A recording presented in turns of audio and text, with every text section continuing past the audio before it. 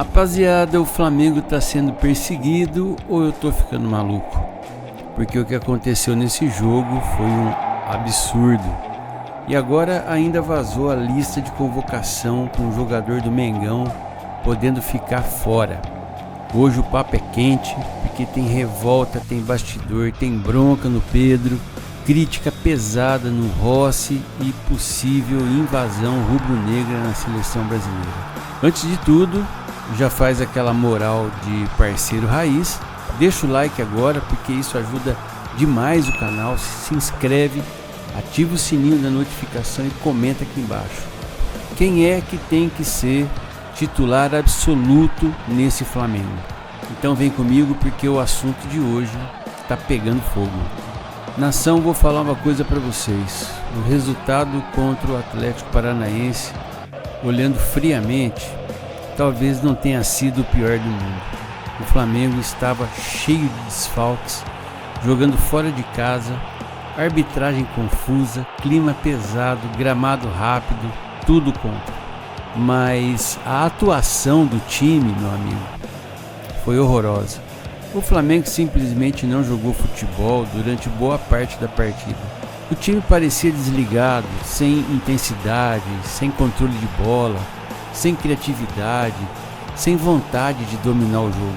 Isso preocupa muito mais do que o empate, porque quando você quer disputar título brasileiro, não basta sobreviver, tem que impor respeito. Eu vou falar sem medo, o Flamengo entrou aceitando a pressão do adversário, o time abdicou da posse de bola e ficou esperando transição o tempo inteiro. Só que nem sempre vai funcionar assim. Você olha o elenco do Flamengo, é elenco para controlar o jogo, para sufocar o adversário, para trocar passe, para fazer o outro correr atrás da bola.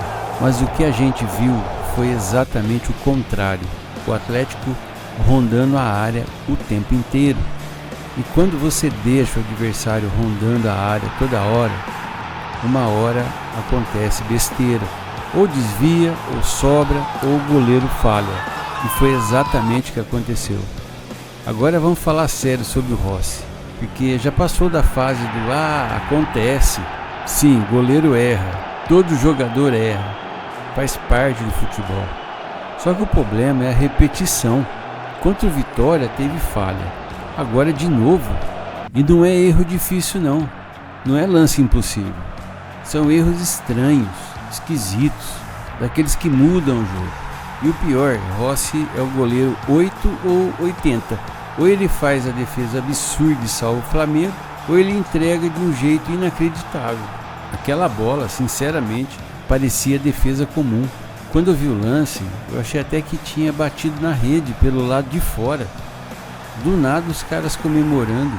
Aí veio o replay. Meu Deus do céu, parecia que o braço não alcançou a bola nunca.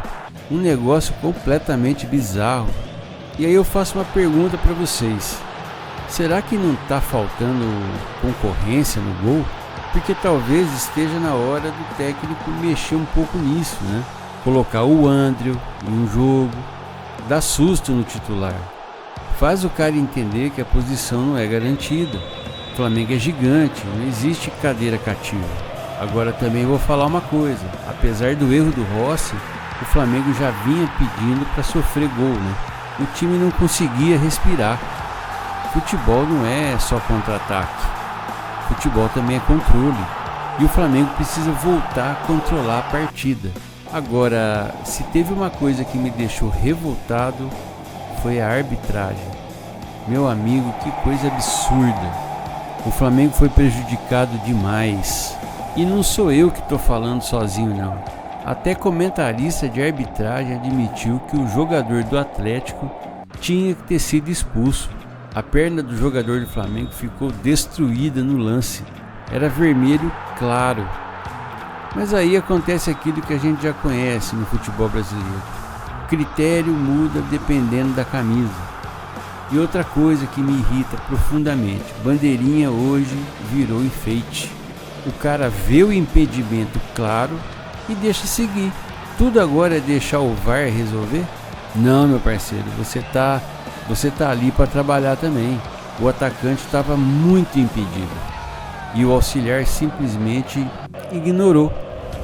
Isso gera desgaste físico, gera risco de lesão, gera confusão desnecessária. Os caras estão terceirizando responsabilidade dentro do campo. Agora vamos falar do Pedro. E calma, antes que alguém fique bravo comigo, eu gosto do Pedro, tá?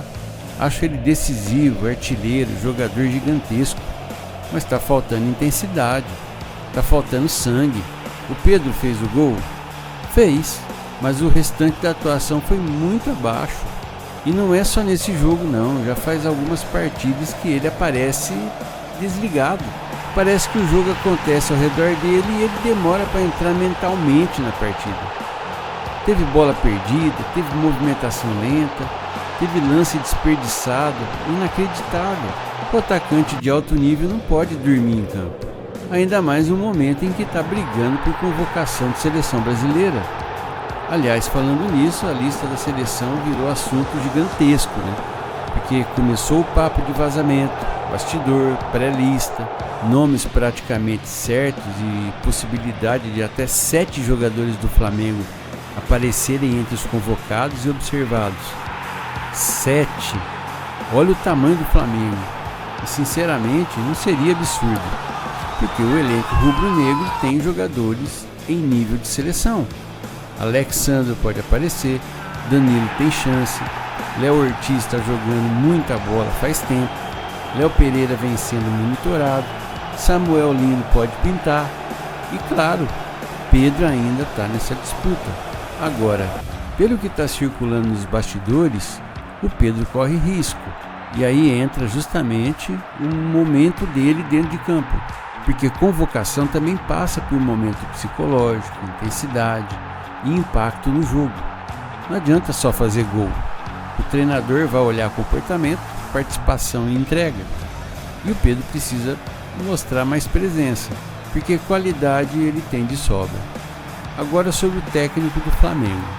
Eu entendo ele defender jogador em coletivo. Isso é obrigação de treinador. Não vai chegar lá e massacrar atleta na frente das câmeras. Só que internamente precisa cobrar pesado. Tem que chamar num canto, tem que conversar firme. Porque 2 erros seguidos de goleiro podem custar campeonato. E o Flamengo não pode perder pontos bobos desse jeito. Ainda mais vendo o Palmeiras disparar.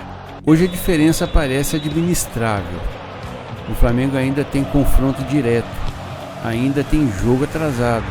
Mas isso só importa se o time voltar a jogar bola. Porque matemática sem desempenho não ganha campeonato. E vou falar outra coisa que talvez muita gente não queira ouvir. O Bruno Henrique mudou completamente o jogo quando entrou. Mesmo jogando poucos minutos. Entrou com vontade, atacando espaço, acelerando jogada, brigando pela bola. Isso faz diferença. Jogador com fome muda ambiente de partida. A assistência do Léo Pereira foi absurda também. É verdade, mas o Bruno Henrique incendiou o jogo. E isso mostra algo importante, o Flamengo precisa de mais intensidade coletiva. Agora sobre Carrascal. Meu amigo, ele pediu para ser expulso. Teve lance ali que dava para evitar totalmente. E se o juiz expulsa o jogador do Atlético, provavelmente expulsava o Carrascal também. O Flamengo precisa controlar o emocional, porque a arbitragem ruim existe, mas não dá para cair na pilha toda hora.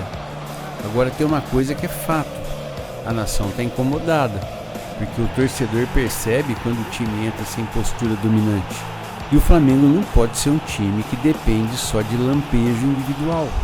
O elenco é caro, o elenco é forte, o elenco precisa jogar futebol dominante. Precisa voltar a sufocar o adversário, precisa voltar a impor medo e principalmente precisa voltar a tratar o jogo como final, porque Campeonato Brasileiro não perdoa desligamento. Enquanto isso, a expectativa fica gigantesca para a convocação da seleção. Será que teremos invasão rubro-negra? Será que o Pedro vai aparecer? Será que algum nome inesperado entra nessa lista?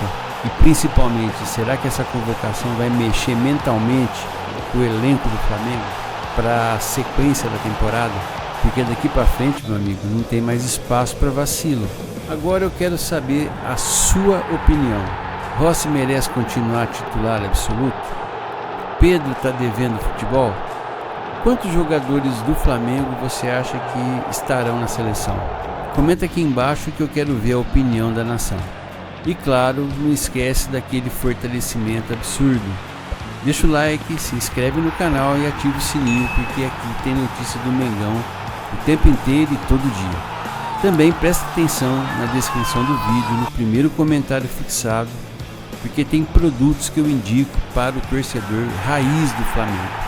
E outra coisa importante, se você puder fortalecer o canal, olha o QR Code que está aparecendo na tela e o Pix que está lá na descrição do vídeo. Qualquer valor ajuda demais o crescimento do canal e permite trazer cada vez mais conteúdo para vocês. Tamo junto, nação, forte abraço, até o próximo vídeo, tchau!